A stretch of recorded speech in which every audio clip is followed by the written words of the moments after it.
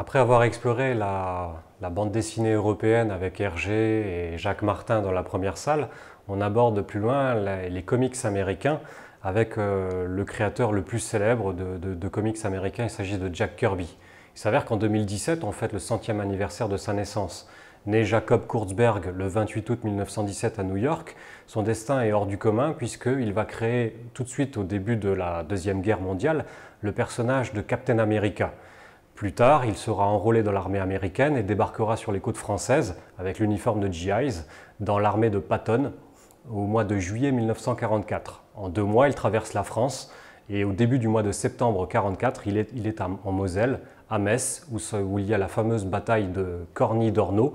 Et sur les 1200 soldats américains engagés au cours de cette bataille, plus de 900 y laisseront la vie. Jacob Kurtzberg lui-même sera blessé.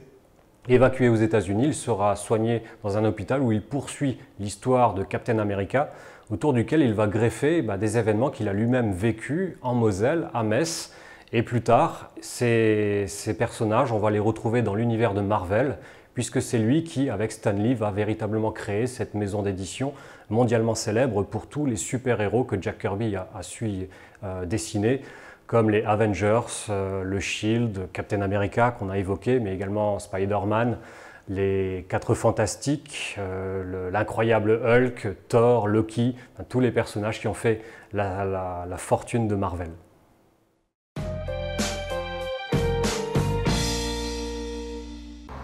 Bien, je m'appelle Sébastien Gupfert, je suis archéologue protohistorien dans la société Antea Archéologie. Eh bien, je suis archéologue responsable d'opérations, donc c'est-à-dire que je travaille sur des sites archéologiques qui sont destinés à accueillir des grands projets d'aménagement.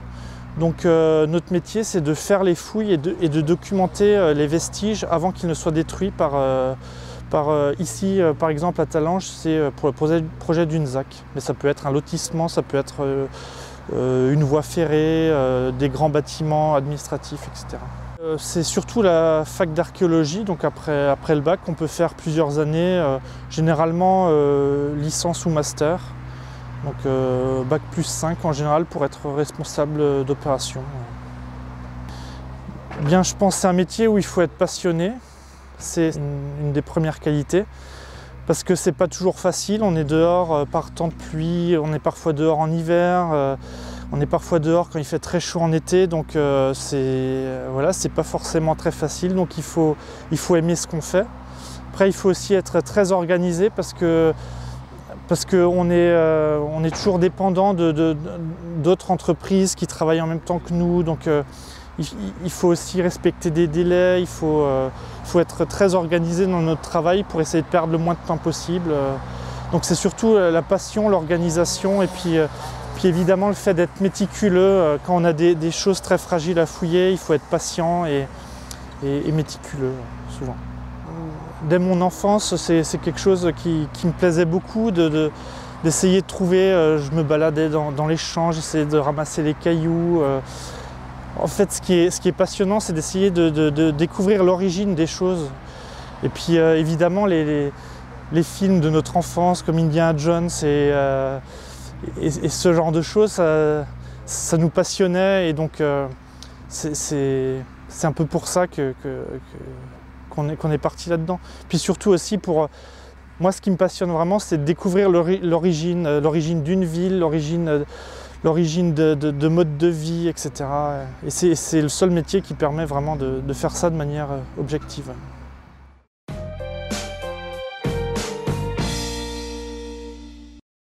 Avec l'arrivée des fêtes de fin d'année, la commune de Talange commence à s'illuminer aux couleurs de Noël. Ces installations sont réalisées par l'équipe Espace Vert des services techniques de la mairie, qui prend soin d'embellir la ville. Voici par exemple l'installation des illuminations sur le rond-point, se trouvant rue de Metz.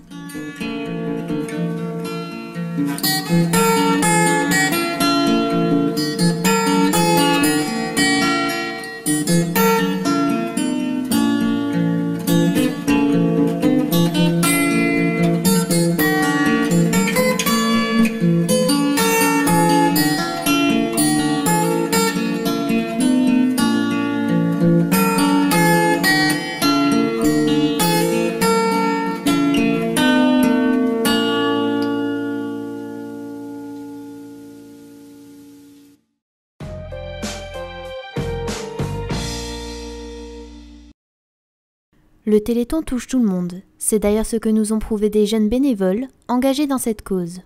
Bonjour, je m'appelle Célia et je suis en 3e. Bonjour, moi je m'appelle Sarah et je suis en 4e. Alors pour moi, le Téléthon, c'est une association qui permet de récolter de l'argent pour les enfants malades. Et ça permet aussi de faire des choses sans mettre de l'argent, de partager notre temps avec les enfants malades. On est en train de réaliser des pancartes pour diriger les gens vers les actions qui seront menées sur Talange. On va vendre des tickets pour la tombola au Marc Avenue ce week-end normalement.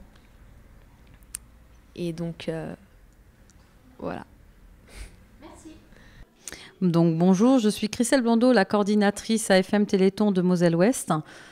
J'œuvre justement sur le département de Moselle accompagnée de mon binôme Gérald Debrun. Alors le Téléthon, ses missions, c'est justement de se rassembler pour une cause qui est donc des enfants malades, une association de malades qui œuvre surtout pour récupérer des fonds pour la recherche. Et ses missions, forcément, c'est ne jamais arrêter nos actions pour qu'un jour, on puisse avoir gagné toutes nos maladies. La Moselle a récupéré 510 000 € l'année dernière, juste de manifestations comme Talange et bien d'autres tours, c'est-à-dire à peu près 200 manifestations sur le territoire mosellan pour à peu près 1,2 million au niveau de la collecte qui inclut le don en Internet et le 36-37 qui se fait à Metz.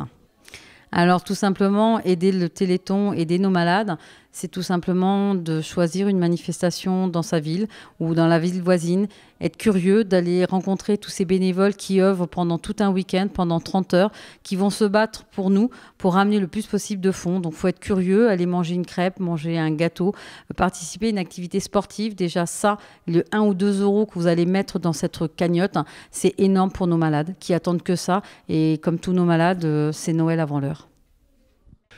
Bonjour, je suis Yves Neppel, président d'une association à Talange, les Placomusophiles talangeois. On m'a demandé de prendre en charge le Téléthon, que j'ai accepté volontiers.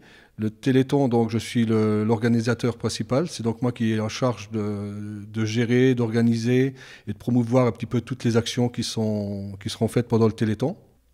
Le Téléthon à Talange, c'est 17 associations aujourd'hui qui travaillent ensemble. C'est les écoles, le CMSEA, les commerçants, les bénévoles. Le fil conducteur, vous en avez tous entendu parler cette année, c'est une tombola géante. Le but, c'était de faire travailler tout le monde sur un même projet. Donc, c'est une opération qui réussit parce que plus d'une centaine de bénévoles sont en train de vendre nos billets de tombola. Et nous saurons le 10 décembre qui sera l'heureux gagnant du premier prix, donc d'une voiture Dacia Sandero.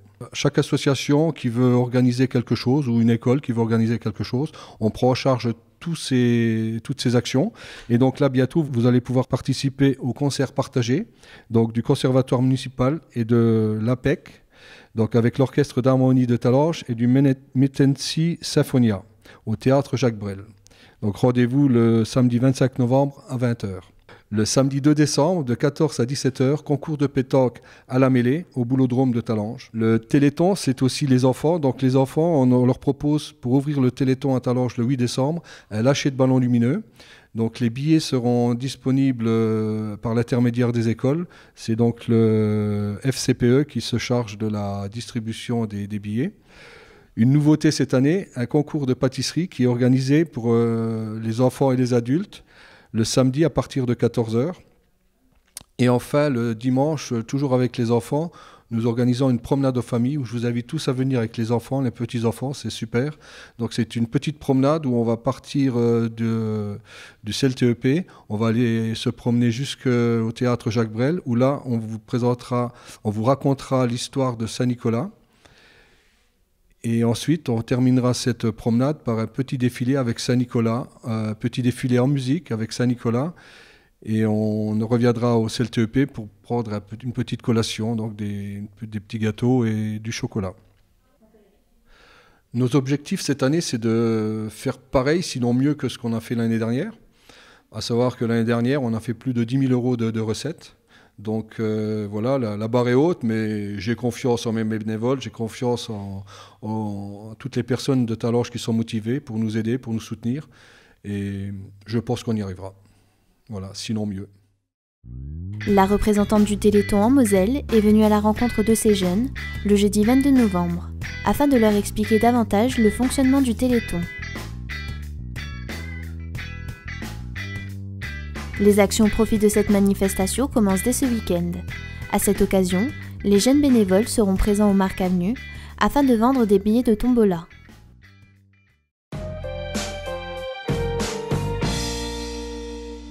Voici les différentes offres d'emploi proposées par la mission locale du Pays Messin. CDD animateur sur Metz, 13 heures par semaine.